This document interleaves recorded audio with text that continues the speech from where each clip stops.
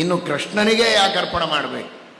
ನೀವು ಯಾರಿಗೆ ಅರ್ಪಣೆ ಮಾಡಿದರೆ ತಪ್ಪು ಅಂತೇನು ಹೇಳಿಲ್ಲ. ರಾಮಾರ್ಪಣ ಮಸ್ತು, ವಾಸುದೇವಾರ್ಪಣ ಮಸ್ತು ಅಂತ ಹೇಳಿದರೆ ತಪ್ಪೇನಲ್ಲ.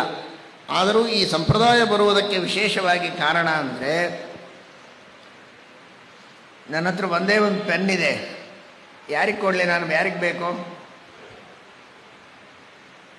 ಇರೋದು ಒಂದು ಪೆನ್. ಪಾಪ ಅವರು ಕೈ ಮಾಡಿದರು, ನನಗೆ ದೊಡ್ಡ ಭಾರ ಇಳಿತು. ಯಾಕೆಂದರೆ ಇಷ್ಟು ಜನ ಕೂತಿದ್ದೀರಿ, ಕೊಡ್ಲಿಕ್ಕೆ ನನ್ನ ಹತ್ರ 100 ಪೆನ್ ಇಲ್ಲ, ಇರೋದು ಒಂದು ಪೆನ್ನು. ಸಹಜವಾಗಿ ನಾನು ಅವ್ರಿಗೆ ಕೊಡ್ತೇನೆ, ಈಗ ಕೊಡಲ್ಲ. ಯಾಕೆ ಅಂದರೆ ಅವ್ರು ಕೇಳಿಬಿಟ್ರಲ್ಲ.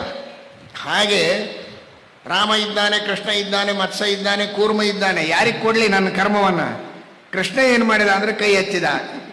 ಯತ್ ಕರೋಷಿ ಯದ್ ಅಶ್ನಾಸಿ ಯದ್ ಜೊಹೋಸಿ ದದಾಸಿ ಯತ್ ಯತ್ ತಪಸ್ಯಸಿ ಕೌಂತೆಯ ತತ್ಕುರುಷ್ವ ಮದರ್ಪಣಂ.